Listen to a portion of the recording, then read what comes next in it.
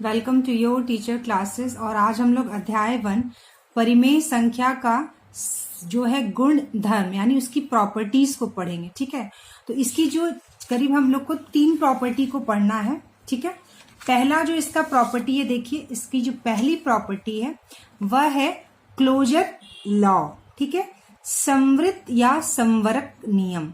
ठीक है, तो यहाँ पर हम लोग को सबसे पहला हम लोग इसका प्रॉपर्टी पढ़ेंगे, इसका जो गुण धर्म है संख्या का, परिमेय संख्या का पढ़ेंगे, संवृत या संवरक नियम। तो सबसे पहला हम लोग जो इसका नियम है, जो लॉ है, वो पढ़ेंगे संवृत या संवरक नियम। ठीक है, तो जो भी हम लोग नियम पढ़ेंगे बच्चों, वो चारों में हमें देखना है, उसके योग में, घटाव में, गुणा में और भाग में। तो सबसे पहले योग यानी हम जोड़, परिमेय संख्याओं को जोड़ेंगे और जोड़कर दिखेंगे कि यह नियम क्या कहता है और यह नियम इस पर सत्य है कि नहीं है। तो योग जैसे क्या करना है बच्चों, हमें 2 परिमेय संख्याओं को जोड़ना है। क्या करना है? 2 परिमेय संख्याओं को जोड़ना है। ठीक है, मान लीजिए हम एक परिमेय संख्या ले लेते हैं 2/3। ठीक है, एक परिमेय संख्या हमने ले लिया 2/3 और एक परिमेय संख्या ले लिया बच्चों हमने 5/6। ठीक है, एक परिमेय संख्या 2/3 लिया और दूसरा परिमेय संख्या 5/6 लिया। हम इन दोनों परिमेय संख्याओं को जोड़कर देखेंगे क्या जोड़ने के बाद जो इसका योग आ रहा है वह भी एक परिमेय संख्या है कि नहीं। ठीक है, तो हम लोग इसको जोड़ते हैं। ठीक है, 3 और 6 का एलसीएम हो गया हमारा 6। 3 से 2 बार में 6 गया, 2 का 4, यहाँ हो गया 4। 6 से 6 गया, एक बार में 1 बचे 5, यानी 5 और 4 को जोड़ दिया हमने 9/6 और इसको हम काट देंगे तो यह 3/2 यानी 3/2। क्या 3/2 एक परिमेय संख्या है? तो हम लिखेंगे बच्चों 3/2 एक परिमेय संख्या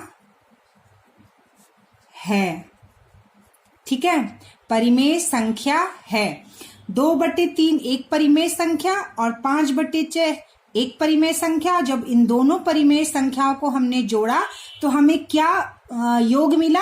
योग जो मिला हमें वो भी एक परिमेय संख्या ही मिला। चलिए इसका एग्जाम्पल एक और हम लोग करके देखते हैं।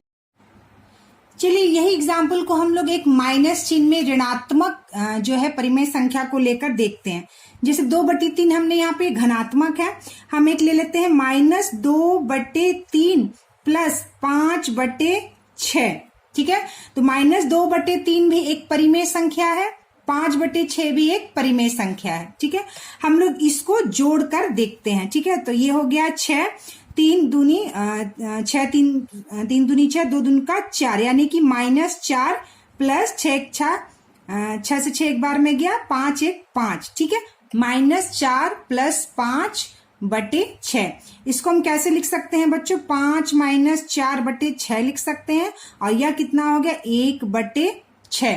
तो क्या 1/6 एक परिमेय संख्या है? तो हाँ, 1/6 भी जो है बच्चों, 1/6 भी जो है वह क्या है बच्चों? 1/6 भी परिमेय संख्या है। 1/6 भी परिमेय संख्या है। तो ठीक है बच्चों, 2 परिमेय संख्याओं का जोड़ भी एक परिमेय संख्या होता है। ठीक है, तो परिमेय संख्या योग यानी जोड़ के अंतर्गत संवृत है। ठीक है, तो यही यह नियम कहता है कि परिमेय संख्या जोड़ के अंतर्गत संवृत है, मतलब 2 परिमेय संख्याओं का जोड़ भी एक परिमेय संख्या होगा। तो चलिए हम लोग संवृत नियम को घटाओं के लिए देखेंगे। ठीक है, तो यहाँ पर हम क्या कर रहे हैं, 2 परिमेय संख्याओं को लेंगे, एक परिमेय संख्या से दूसरे परिमेय संख्या को हम घटा कर देखेंगे। तो 8/3 एक परिमेय संख्या है, 5/6 भी एक परिमेय संख्या है और एक परिमेय संख्या में से दूसरे परिमेय संख्या को घटा के देखते हैं क्या परिमेय संख्या हमको प्राप्त होता है। तो यहाँ पर हम क्या करेंगे, 3 और 6 का एलसीएम लेंगे, यह आ जाएगा 6। ठीक है, 3 दूनी 6 और 8 दूनी 16, ये हो जाएगा 16 और यहाँ -6 1 6 और एक में 5 का गुना 5, यानी 16 - 5 कितना हो जाएगा बच्चों? 11। 11/6 तो 11/6 क्या एक परिमेय संख्या है? तो हाँ, 11/6 एक परिमेय संख्या है। ठीक है, 11/6 क्या बच्चों? एक परिमेय संख्या है। ठीक है, तो जब हमने एक परिमेय संख्या में से दूसरे परिमेय संख्या को घटाया तो हमें एक परिमेय संख्या प्राप्त हुआ। ठीक है, एक हम लोग माइनस वाला भी लेकर देखते हैं परिमेय संख्या को क्या होता है।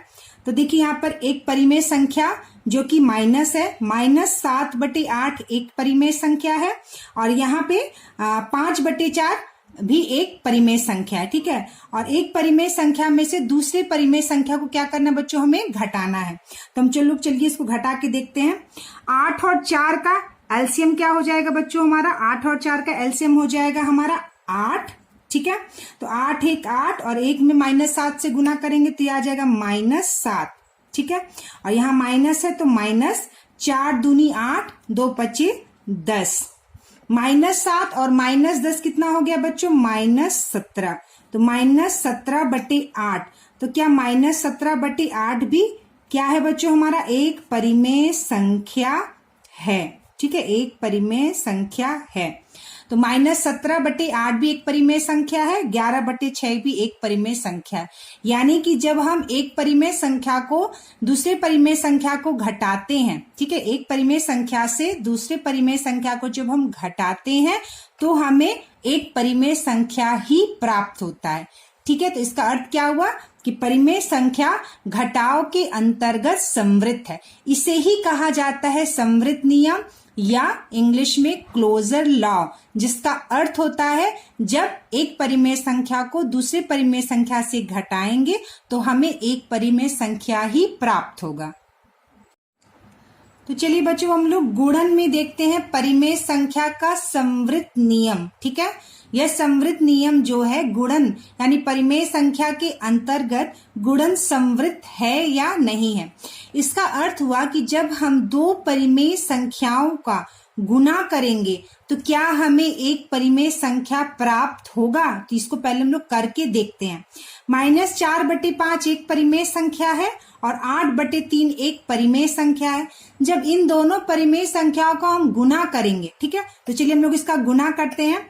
8 चौके 32, ठीक है, प्लस में माइनस का गुना हमेशा माइनस होता है, तो यह हो गया -32/5 में 3 का गुना करेंगे 15, यानी -32/15। ये क्या है बच्चों? एक परिमेय संख्या है। तो हम यहाँ पे लिखेंगे -32/15 एक परिमेय संख्या है। ठीक है, तो यानी दो परिमेय संख्या को जब हमने गुना किया तो हमें एक परिमेय संख्या प्राप्त हुआ। एक और एग्जाम्पल हम लोग लेके देखते हैं। -8/7 एक परिमेय संख्या है जिसका गुना हमें करना है -2/5 जो कि एक दूसरा परिमेय संख्या है। तो -8 में -2 का गुना करेंगे तो यह हो जाएगा 8 दूनी 16 प्लस 16, क्योंकि माइनस में माइनस का गुना करते हैं तो वह प्लस बन जाता है। तो ऊपर हो गया 16 और नीचे क्या हो गया? 7 में 5 का गुना, 7 पचे 35। ठीक है, 16/35। तो 16/35 क्या है बच्चों? एक परिमेय संख्या है। ठीक है, क्या है? 16/35 एक परिमेय संख्या है। यानी कि जब हम दो परिमेय संख्याओं का गुना करते हैं तो हमें एक परिमेय संख्या प्राप्त होता है। तो इस तरह हम कह सकते हैं कि परिमेय संख्या गुणन के अंतर्गत संवृत्त है। ठीक है, तो चलिए हम लोग इसका भाग में देखते हैं। तो चलिए हम लोग बात करते हैं भाग का। ठीक है, एक परिमेय संख्या को दूसरे परिमेय संख्या से क्या करना है बच्चों? हमें भाग देना है और यह देखना है कि हमें परिमेय संख्या प्राप्त होता है या नहीं। तो चलिए हम लोग इसमें भाग देते हैं। -5/4 एक परिमेय संख्या है जिसमें भाग देना है दूसरे परिमेय संख्या 5/3 से। तो जब हमको भाग देना रहता है तो हम इस परिमेय संख्या को, यह जो भिन्न है इसको क्या करते हैं? हम पलट देते हैं। यह हो जाता है 3/5 और गुना का चिन्ह, ऐसे ही हम भाग देते हैं। ठीक है, तो हम इसको कैसे लिख सकते हैं? 5 तिरिका 15 -15/4 पचे 20 -15/20। इसको हम काट के छोटा भी कर सकते हैं। यह हो जाएगा, हम 5 से काट देंगे तो यह हो जाएगा -3 5 तिरिका 15 5 चौका 20 -3/4। तो क्या बच्चों यह एक परिमेय संख्या है? तो हाँ, यह एक परिमेय संख्या है। ठीक है, परिमेय संख्या है। ठीक है, तो -15/20 या -3/4 क्या है बच्चों? एक परिमेय संख्या है। लेकिन बच्चों यहाँ पे हमें एक बात का ध्यान देना है कि किसी भी संख्या के नीचे, ठीक है, शून्य से नीचे, किसी भी संख्या से हम अगर शून्य में भाग देंगे तो यह एक परिमेय संख्या नहीं है। यानी 3/0 जो है बच्चों वह एक परिमेय संख्या नहीं है। तो कोई भी संख्या मान लीजिए a है, उसमें अगर हम भाग देते हैं शून्य से तो वह परिमेय संख्या नहीं कहलाएगा। वरना अगर हम शून्य को निकाल दें, शून्य को छोड़कर सभी परिमेय संख्याओं का जब हम परिमेय संख्या से भाग देंगे तो हमें एक परिमेय संख्या ही ज्ञात होगा, प्राप्त होगा। ठीक है, चलिए अब हम लोग दूसरा नियम देखते हैं। दूसरा नियम है क्रम विनिमेयता नियम। ठीक है, क्रम विनिमेयता नियम को पहले हम लोग योग में देखेंगे, यानी जोड़ कर देखेंगे। इस नियम का अर्थ जो है वह देखिए, इस नियम का जो अर्थ है वो आपको इसके हेडिंग में ही समझ में आएगा। यहाँ पे लिखा हुआ है क्रम। ठीक है, क्रम लिखा हुआ है। अब देखिए यहाँ पर योग है। ठीक है, यहाँ पर हमने जब हम दो परिमेय संख्याओं को लिए हैं, -5/4 और एक संख्या है 7/8, परिमेय संख्या, दोनों क्या है बच्चों? परिमेय संख्या, और इसको हमें जोड़ना है। और यह नियम क्या कहता है मैं आपको बताऊंगी। सबसे पहले हमको क्या देखना है, तब आपको नियम समझ में आ जाएगा। -5/4 पहले क्रम में लिखा हुआ है, -5/4, और देखिए दूसरे क्रम में यानी दूसरे स्थान पर 7/8 हमारा परिमेय संख्या है। ठीक है, इसको पहले हम लोग हल कर लेते हैं। 4 और 8 का एलसीएम हो गया 8, 4 दूनी 8, 2 में -5 से गुना करेंगे तो -10, प्लस 8 एक 8, 1 से 7 में गुना करेंगे तो 7। तो यह कितना आ जाएगा बच्चों? -10 प्लस 7 कितना हो जाएगा? -3/8। -3/8। क्या -3/8 एक परिमेय संख्या है? तो हाँ, -3/8 एक परिमेय संख्या है। ठीक है, अब देखिए -5/4 और 7/8 में -5/4 पहले स्थान पे यानी पहले क्रम में था, और दूसरे स्थान पे यानी दूसरे क्रम में 7/8 था।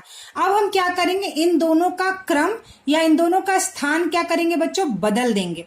ठीक है, तो यहाँ पर देखिए लिखा है मैंने, यहाँ पर मैं लिखती हूँ बिल्कुल, 7/8 पहले क्रम में लिख देंगे और -5/4 हम दूसरे क्रम में लिख देंगे। यानी इन दोनों का स्थान क्या कर दिया हमने? अदला बदली कर दिया। ठीक है, अब हम लोग इसको हल करके देखेंगे। तो 8 और 4 का एलसीएम हो जाएगा 8, 8 एक 8, 1 में 7 का गुना करेंगे 7। ठीक है, 4 दूनी 8 और 2 में -5 से गुना करेंगे तो क्या आ जाएगा? -10। तो ये प्लस का साइन प्लस रहेगा और यहाँ हो जाएगा -10। ठीक है, प्लस और माइनस कितना होता है? माइनस। तो 7 - 10/8, और 7 - 10/8 कितना हो जाता है बच्चों? हमारा -3/8। ठीक है, यानी कि जब हमने इन दोनों का स्थान परिवर्तन कर दिया तो भी हमें -3/8 सेम, यानी बिल्कुल सेम हमें उत्तर मिला। ठीक है, जो उत्तर हमें -5/4 प्लस 7/8 जोड़ने पर मिला, वही सेम उत्तर हमको -3/8 जो है इन दोनों परिमेय संख्याओं का स्थान बदलने के बाद प्राप्त हुआ। तो बच्चों हम क्या कह सकते हैं? हम ये कह सकते हैं कि -5/4 प्लस 7/8 यह बराबर है, जब हम स्थान चेंज कर देते हैं, 7/8 प्लस -5/4 का। ठीक है, तो यही है क्रम विनिमेयता नियम। ठीक है, तो दो परिमेय संख्याओं का योग के लिए यही है क्रम विनिमेयता नियम। तो बच्चों हम लोग कह सकते हैं दो परिमेय संख्याओं के लिए योग का क्रम विनिमेयता नियम सत्य है। ठीक है, यानी कि सही है। दो परिमेय संख्याओं का जब हम क्रम बदल देंगे तो भी हमें वही उत्तर में प्राप्त होगा। इसलिए हम कह सकते हैं कि दो परिमेय संख्याओं के लिए योग का क्रम विनिमेयता नियम जो है क्या है बच्चों? सत्य है। तो चलिए अब हम लोग क्रम विनिमेयता नियम को घटाओं के लिए देखेंगे। ठीक है, तो क्रम विनिमेयता नियम को हम लोग घटाओं के लिए हम लोग देखते हैं। तो यहाँ मैंने दो परिमेय संख्या लिया है।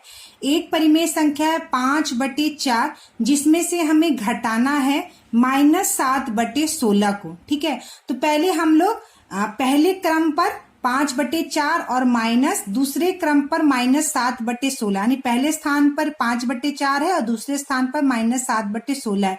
पहले हम लोग इसको हल करेंगे। ठीक है, तो यहाँ पे हम लोग लिखते हैं 5/4 -7/16।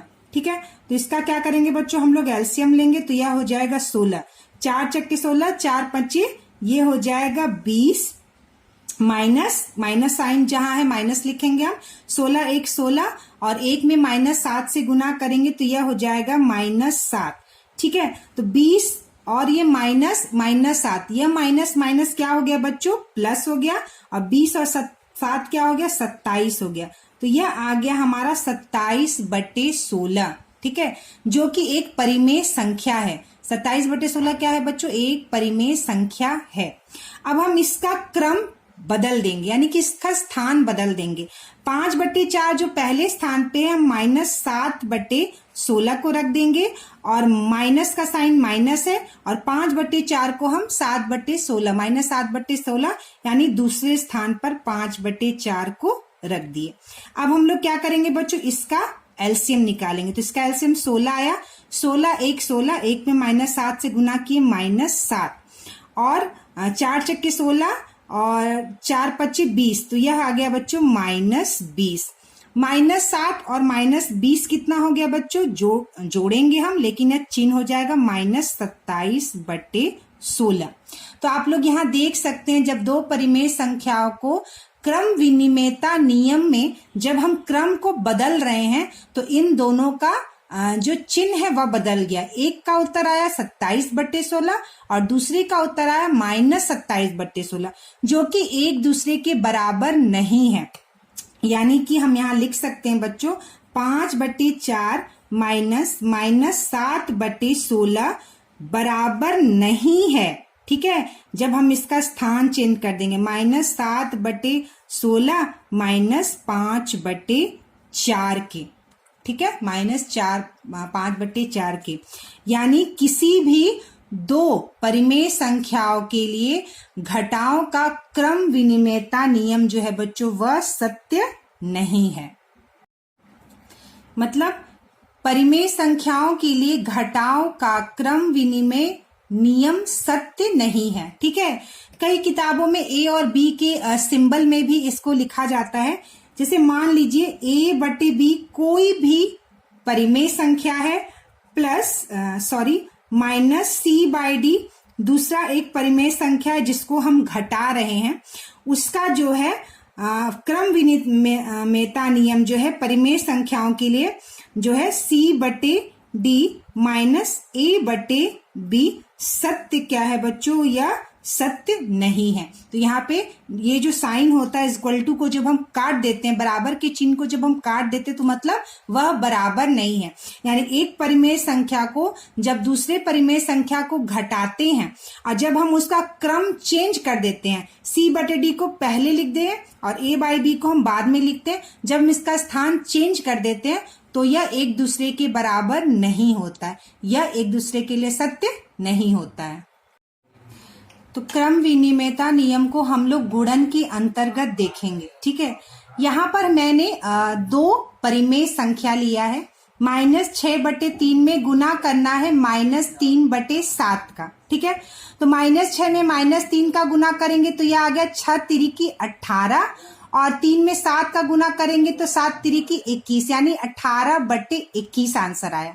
क्रम बदलने पर जब हमने इसका क्रम बदल दिया, -3/7 को पहले लिखा और -6/3 को बाद में लिखा। अब हम इसको गुना करके देखेंगे तो 3 छक्का 18। ठीक है, यह भी हो जाएगा +18। ठीक है, क्योंकि माइनस से माइनस गुणा करने से वो प्लस बन जाता है। और 7 3 जा 7 3 का 21, यानी 18/21 18/21, यानी दोनों का उत्तर जो है वह बराबर आया।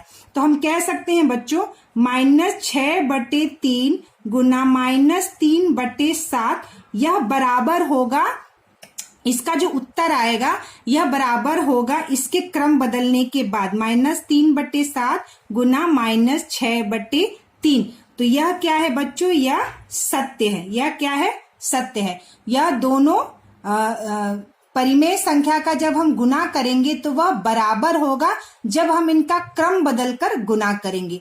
तो हम ये कह सकते हैं बच्चों परिमेय संख्या के लिए गुणा का क्रम विनिमय नियम सत्य है। ठीक है, परिमेय संख्याओं के लिए गुणा का क्रम विनिमय नियम सत्य है। चलिए हम लोग भाग के लिए देखेंगे। तो चलिए क्रम विनिमय नियम को हम लोग भाग के लिए देखेंगे। ठीक है, तो यहाँ पे मैंने दो परिमेय संख्या लिया है। एक परिमेय संख्या -4/5 और दूसरा परिमेय संख्या 3/7। ठीक है, तो -4/5 परिमेय संख्या में हमें भाग देना है 3/7 एक परिमेय संख्या से। ठीक है, तो इसका जो क्रम पहले क्रम पे -4/5 है और दूसरे क्रम पे 3/7 है। पहले हम लोग इसको हल करेंगे। ठीक है, -4/5 को भाग देना है 3/7 से। तो हम क्या करते हैं बच्चों, -4/5 यह भाग का चिन्ह हो जाता है, गुना में बदल जाता है, और ये 3/7 क्या होता है बच्चों, उल्टा हो जाता है। तो यह हो जाएगा 7/3। अब हम लोग इसको गुना कर देंगे। 7 चौका 28 -28/5 तिरिका 15। तो कितना उत्तर आया बच्चों, -28 हमारा उत्तर आया -28/15। चलिए क्रम बदलने पर हम यहां लिखेंगे क्रम बदलने पर। ठीक है, क्रम बदलने पर 3/7 को हम पहले क्रम पे लिख देंगे और इसमें हम भाग देंगे -4/5 को। इन दोनों का क्रम क्या किया बच्चों, हम लोगों ने बदल दिया। अब हम इसको यानी 3/7 में हमें भाग देना -4/5, जो कि दोनों एक परिमेय संख्या है। तो 3/7 भाग का चिन्ह हो जाएगा गुना, और ये इसको हम उलट देंगे। यह हो जाएगा -5/4। ठीक है, -5/4। यह क्या हो जाएगा, -4/5 था, तो अब यह हो जाएगा -5/4।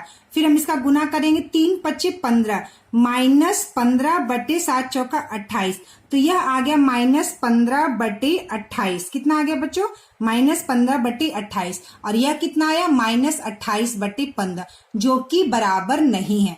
तो हम लोग क्या कह सकते हैं, हम लोग कह सकते हैं -4/5 भाग देंगे 3/7 से, वह बराबर नहीं होगा जब हम इसका क्रम बदल देंगे। 3/7 में भाग देंगे -4/5 से।